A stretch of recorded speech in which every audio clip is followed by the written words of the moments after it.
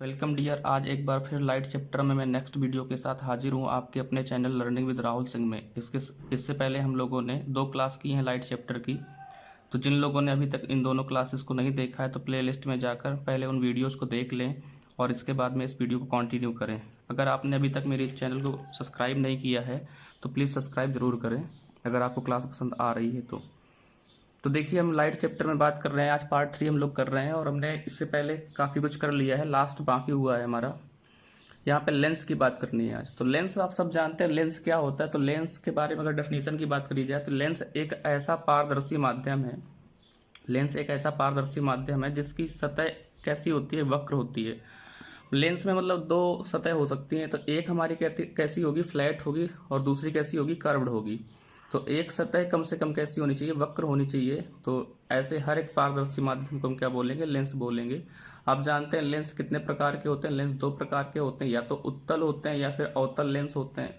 उत्तल लेंस को ही हम लोग बोलते हैं कॉन्वेक्स, और अवतल को क्या बोलते हैं हम लोग, कॉनकेव बोलते हैं।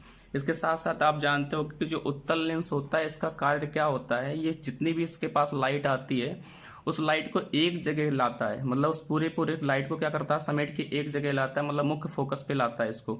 ठीक है ना। तो इसी कारण से हम उत्तल लेंस को अभिसारी लेंस भी कहते हैं। या इसी के साथ साथ एक चीज और याद रखेंगे, पूछ लिया जाता है हमारा अभिसारी लेंस कौन सा है तो आप कहेंगे उत्तल लेंस है। आपसे पूछा जाता है आवर्धक लेंस कौन सा है तो भी क्या कहेंगे आप लोग, उत्तल लेंस कहेंगे।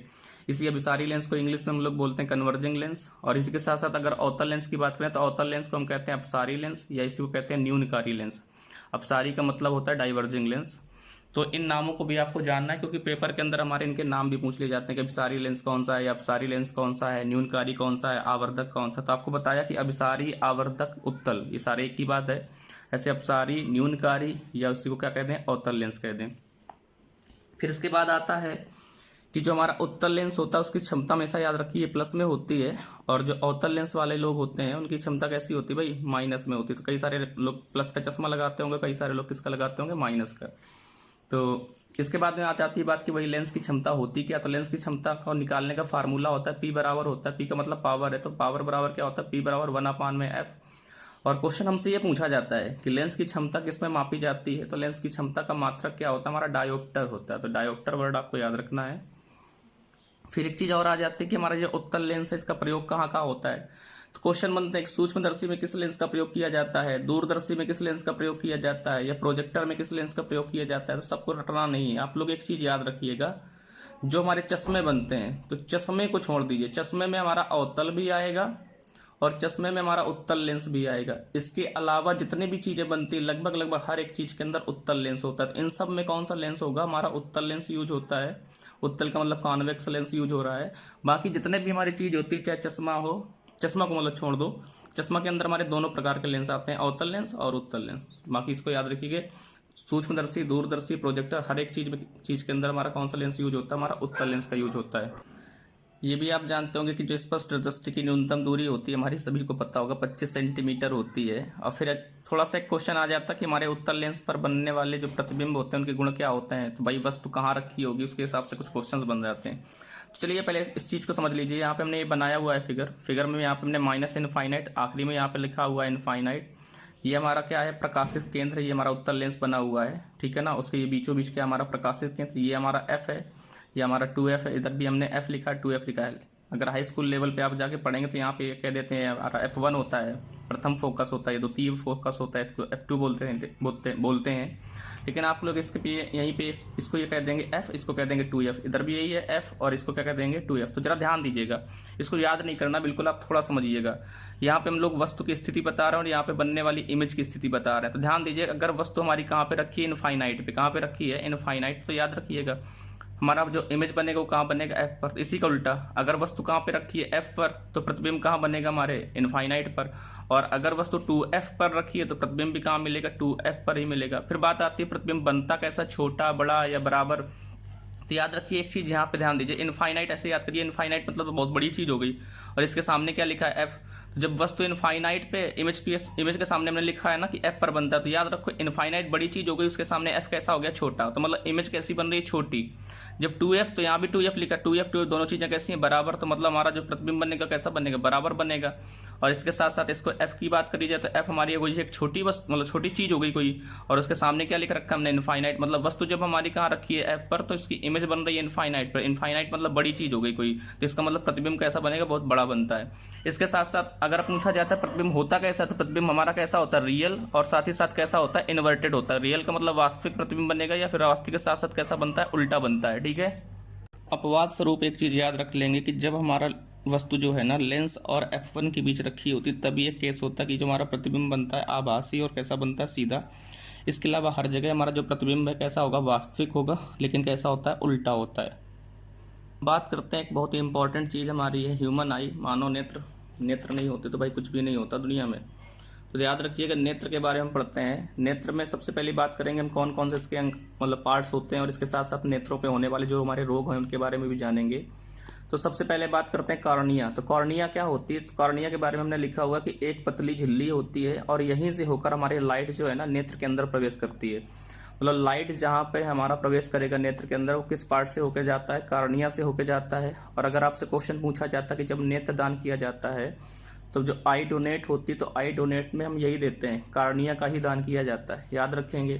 फिर बात आ रही है कॉर्निया में जो हमारा रोग है, कैसा क्या रोग होता है कॉर्निया में। तो जब कॉर्निया का साइज चेंज होता है, कॉर्निया के साइज चेंज होने पे हमारी जो दृष्टि है वो धुंधली हो जाती है, जिसको हम क्या बोलते हैं, दृष्टि वैषम्य बोलते हैं, या स्टिग्मैटिज्म बोलते हैं। दृष्टि वैषम्य में होता क्या कि व्यक्ति को ऊर्ध्वाधर नहीं दिखता है, क्षैतिज तो दिखता है, ठीक है ना। और अगर बात करें तो इसका निवारण कैसे होगा, तो जो व्यक्ति इस रोग से पीड़ित होते हैं उनके लिए बेलनाकार लेंस का यूज किया जाता है, या कहें तो सिलेंड्रिकल लेंस यूज किए जाते हैं उनके लिए। आगे बात आती है पुतली। पुतली क्या है, तो पुतली के बारे में बात लिखी हुई है कि जो हमारी एक अंदर होती है आइरिस, इसी को बोलते हैं परिनलिका।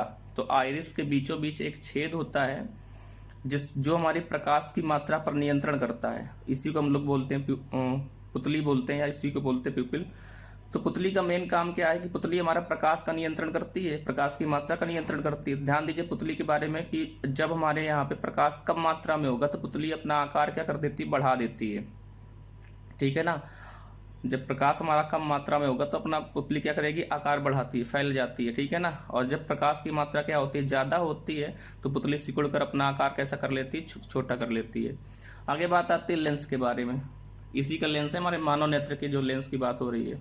कह रहा है पुतली के रास्ते पर आने वाले प्रकाश को रेटिना पर फोकस करता है। तो लेंस का मेन काम क्या है कि पुतली के रास्ते से होकर जो प्रकाश गुजर रहा है उसको कहाँ तक पहुंचाता है, रेटिना पर पहुंचाने का कार्य कौन करता है, हमारा लेंस करता है। लेंस के आकार की बात पूछी जाती है कि लेंस का आकार कैसा होता है, तो लेंस का आकार होता है बाई कॉन्वेक्स, या इसी को बोलते हैं उभयोत्तल, ठीक है ना।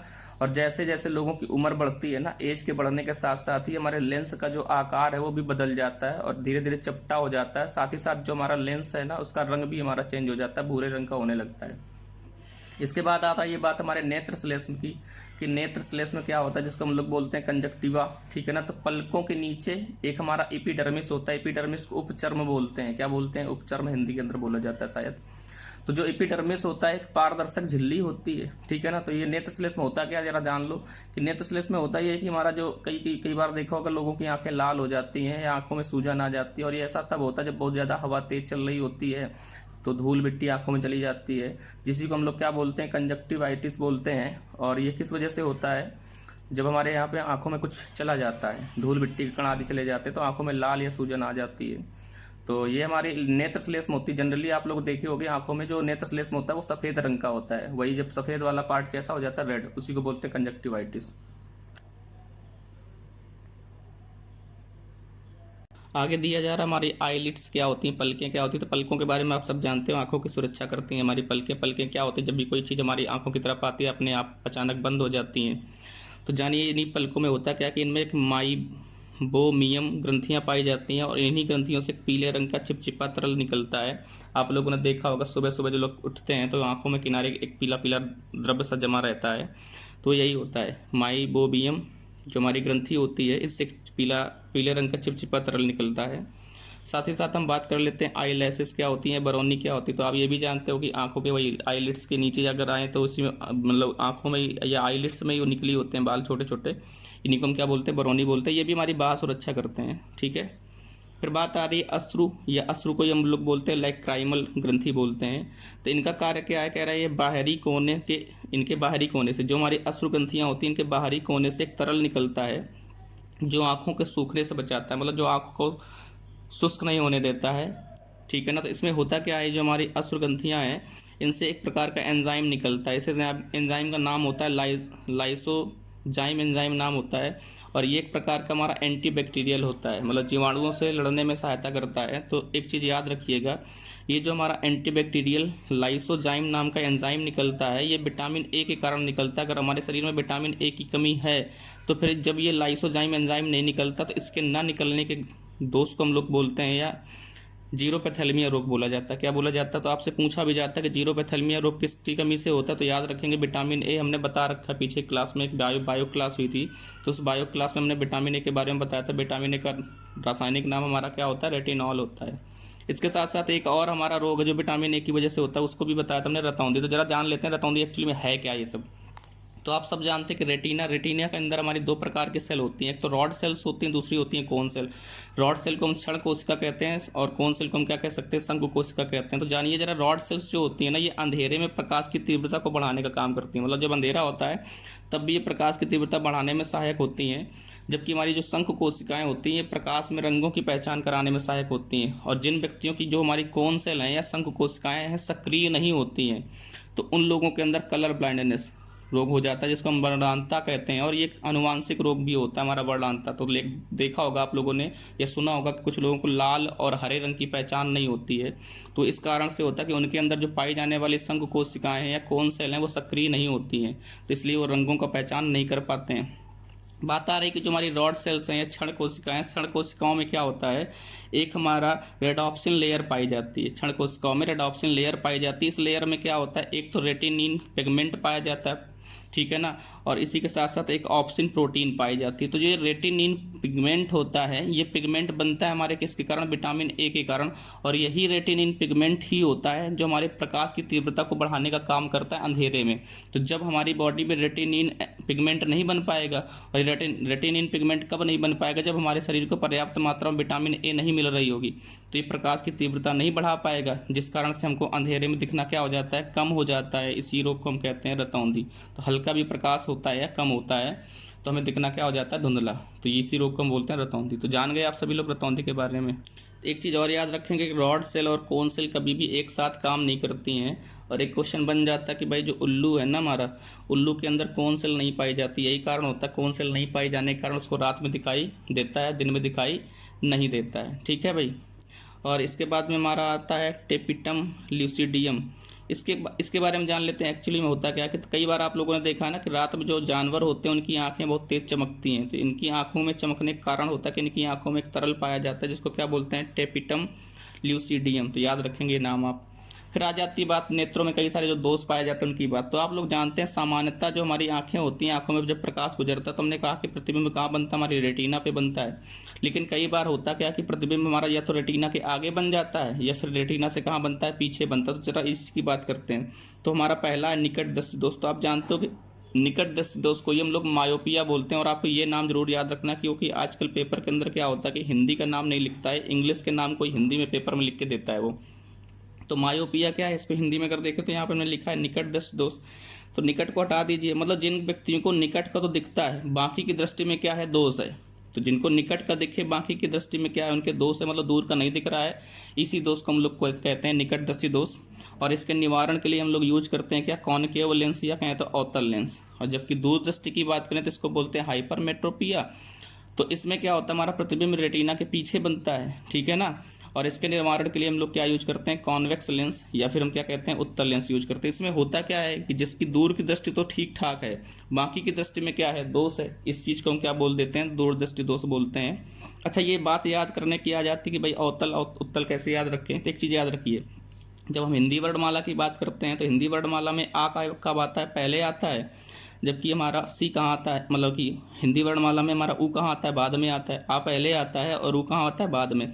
तो आ पहले आने का मतलब आ निकट है और ऊ कहाँ है, दूर। तो निकट वाले में अवतल और दूर वाले में उत्तल। इंग्लिश वाले अगर याद करना चाह रहे हो तो उसको यहाँ पे लास्ट वाले वर्ड से याद कर लो। अगर इंग्लिश की वर्णमाला में बात करें अल्फ़ाबेट में, तो ई पहले आता है और एक्स कहाँ आता है, बाद में। तो एक्स मतलब दूर है, तो दूर वाले में क्या यूज करेंगे, कॉन्वेक्स। और पास वाले में या मतलब निकट वाले में क्या यूज कर लेंगे, कॉनकेव लेंस यूज कर लेंगे। फिर एक इसी में रोग हमारा आ जाता है कैटारैक्ट, या कहते हैं इसी को मोतिया बिंदु। तो देखिए इसमें होता क्या कि जो लेंस होता है, लेंस के अंदर एक वाइट लेयर जम जाती है, और इस वाइट लेयर के जम जाने से क्या होता है कि जब लेंस के सामने वाइट लेयर जम जाती है तो लोगों को दिखना क्या हो जाता है, धीरे धीरे बंद हो जाता है। तो इसके निवारण में सबसे पहले तो हमें ऑपरेशन ही करवाना होता है, और ऑपरेशन के बाद जो इसके पेशेंट होते हैं उनको क्या लगाया जाता है, द्विफोकसी लेंस लगाया जाता है। द्विफोकसी का मतलब दोनों प्रकार के फोकस वाले लेंस लगाए जाते हैं, मतलब उत्तल भी होगा उत्तल भी होगा। द्विफोकसी को हम क्या कहते हैं, बाईफोकल लेंस कहते हैं। इसके साथ साथ एक हमारा है ग्लूकोमा। ग्लूकोमा को हम कहते हैं काला मोतिया बिंदु। इसमें भी हमारी आंखों की जो कोशिकाएं धीरे धीरे डैमेज हो जाती हैं और लोगों को दिखना क्या हो जाता है, बंद।